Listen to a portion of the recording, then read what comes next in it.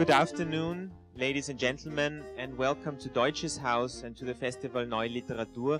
My name is Martin Rauchbar. I'm the director of Deutsches Haus at NYU, and I would like to welcome you all to our traditional literary brunch at the festival. It's now in our 4th edition, and we're very, very happy and proud to be part of this festival as a venue and as one of the partners. And I just want to quickly name the other partners: the Consulate General of Germany, the Consulate General of Switzerland, the Goethe-Institut New York, the Austrian Cultural Forum, Pro Helvetia, the German Book Office, Deutsches Haus, our namesake at Columbia University as well. I want to say a word of thanks to our sponsors. BMW of North America has very generously sponsored this festival, as well as Air Berlin, and that's going to impact our event, Radeberger Beer as well. And I would like to thank, of course, as well, very much the two curators, Susan Bernofsky and Claudia Steinberg, who have done a marvelous job and who are going to moderate this event. For this event, also, we have two actors, an actor and an actress, Jocelyn Koritsky, and also Andrew Garman. I want to thank them, as well as the authors, the two Austrian, two Swiss, and two German authors, Ulrike Ulrich, Cornelia, Travnicek, Clemens Setz, Silke Scheuermann, Leif Randt, and Tim Krohn. Thank you very much.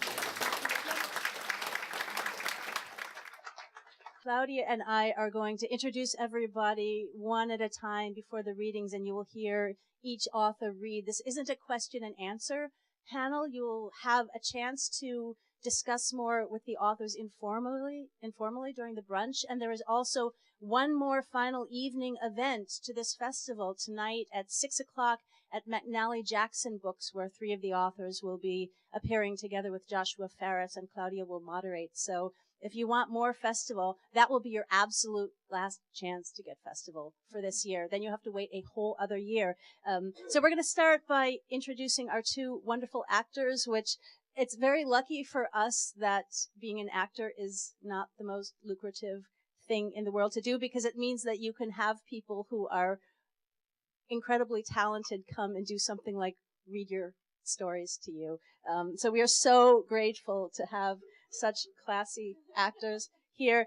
Sitting right beside me is Jocelyn Koritsky, whose many, many New York stage credits include Eric Ain's Burnt Umber, Mac Wellman's 3 Twos, or Afar, Woodshed Collective's The Tenant, which I saw and which was utterly, utterly amazing. A whole huge old church on the Upper West Side turned into a theater event that was happening simultaneously in at least a dozen rooms, it seemed like. Carrie Dad Switch's 12 Ophelias, Gary Winter's Cooler, Sheila Callahan's Crawl, comma Fade to White, and Anne-Marie Healy's Have You Seen Steve Stephen? Her film credits include Peace After Marriage, opposite Louise Lasser, and The Girl Next Door. She also recently performed, and some of you may have seen this alongside video installation of performance artist Martha Rossler's meta-monumental garage sale at MoMA. Andrew Garman is a New York-based actor and audiobook narrator. He recently appeared in Thomas Bradshaw's Burning, which had its world premiere at the New Group. Other recent productions are A Bright New Boys by Samuel Hunter, which won the 2011 Obie for Best Play. He was in Hamlet in the staging at Central Park with Public Theater, and recently also on Uncle Vanya at the Classic Stage and Salome on Broadway. His recent film credits include Julie and Julia. And as a narrator of many audiobooks, Andrew has received the Audiophile Award for Exceptional Narration. Okay, so okay, so now we get to you.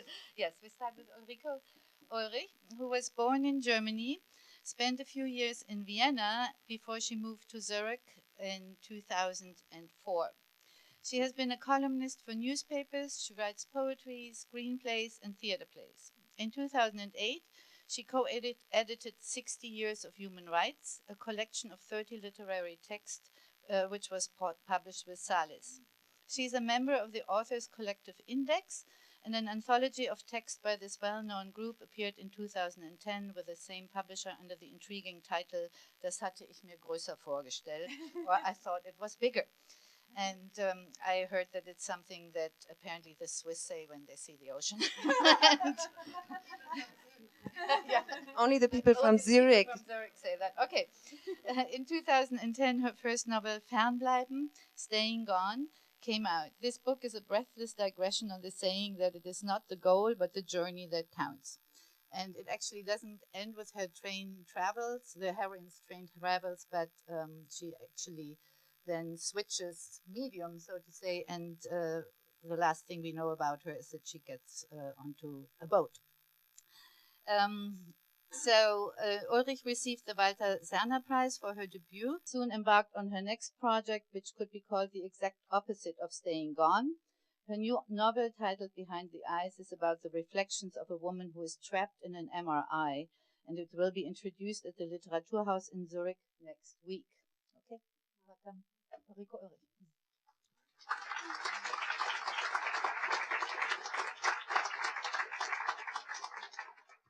Thanks a lot, Claudia. Thanks a lot for coming today, everybody. As I heard that there's the translator of Hölderlin Cyprian in the room, I will also read the motto of my book. Aufzubrechen, so komm, dass wir das Offene schauen. ICE 611 ab Dortmund Hauptbahnhof. Sie sitzt nicht gern in stehenden Zügen. Selbst wenn sie ausnahmsweise zu früh auf dem Bahnsteig ankommt, wartet sie mit dem Einsteigen, bis der Zugbegleiter mit der Kelle winkt. Vorhin hat sie den Wagenstand nach der schönsten Zahl abgesucht, ist den Zug entlang gelaufen und bei 22 eingestiegen, 1 Minute vor planmäßig. Seit 10 Minuten sitzt sie auf einem Fensterplatz in Fahrtrichtung, daneben ihr dunkelroter Rucksack, ein lächerlich kleines Gepäckstück für ein lächerlich groß erscheinendes Unternehmen. Seit 10 Minuten fragt sie sich schon, ob der Zug wirklich auf Anschlussreisende wartet oder darauf, dass sie wieder aussteigt. Dass sie eine Abschlussreisende ist, denkt sie, ein Kapitel abschließt, vielleicht bloß einen Absatz. Sich absetzend, denkt sie, und dass diese Wortspiele auch von Markus sein könnten oder von Frank. Lo hat eine Schwäche für Männer mit Wortwitz. Das Einzige, was die beiden gemeinsam haben. Vielleicht hindert einer von ihnen den Zug am Abfahren. Gleich wird man sie ausrufen. Endlich setzt sich der Zug in Bewegung und sie kann die Frage, ob hinter dieser abwegigen Sorge ein Wunsch steckt, fallen lassen. Es ist nicht der Zug am gegenüberliegenden Gleis, der in die andere Richtung fährt. Nicht der Bahnsteig, der sich bewegt. Es ist ihr Zug. Zum ersten Mal seit Jahren macht Lo wieder eine Zugreise, die länger als 2 Stunden dauert. Zum ersten Mal wieder eine Reise allein, ohne Markus, sein vorsorgliches Kontrollieren von Öl- und Luftdruck vor Autofahrten, seine beruhigende Stimme beim Start eines Flugzeugs. Nach Rom mit dem Zug würde er sagen, du spinnst. Aber diesmal hat sie ihn nicht gefragt, ist auch nicht mit ihm die Liste der absolut notwendigen Reisevorbereitungen durchgegangen. Sie hat bloß die ausgeliehenen Bücher zurückgebracht und sich eine Kreditkarte zugelegt. Während eine leere Ziegelsteinfabrik mit kleinen, zerbrochenen Scheiben an ihr vorbeizieht, fragt sie sich, wo die Kreditkarte ist, die sie beim Zahlen der Fahrkarte erstmalig benutzt hat. Sie wühlt im Rucksack, sucht alle Fächer ihres Portemonnaies ab, schiebt Fotos wieder zurück und Visitenkarten. The older lady across from her, who's wearing a blue dress with big red flowers, watches with concern.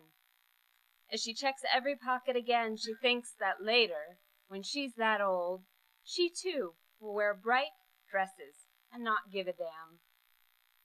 Are you missing something? The lady asks, leaning forward slightly.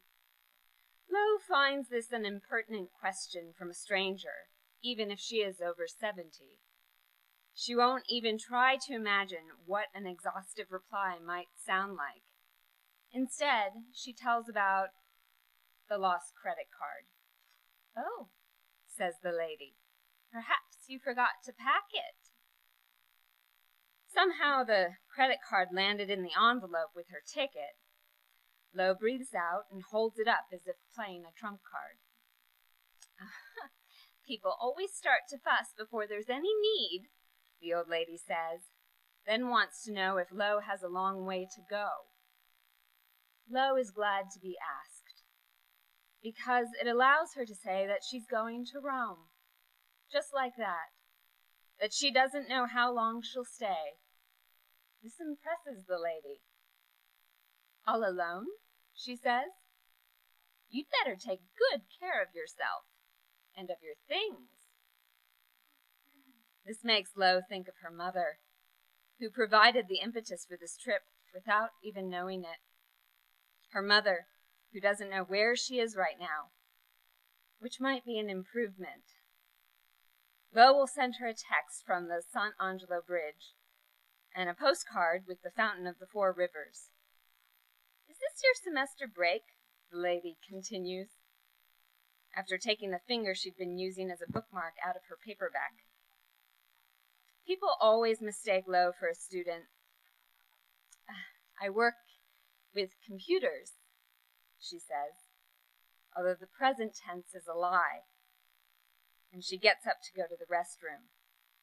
She hopes the lady will pick up her book again in the meantime. When she says computers, most people between 30 and 60 look at her wide-eyed and ask if she can really program. Older people just nod knowingly and say nothing.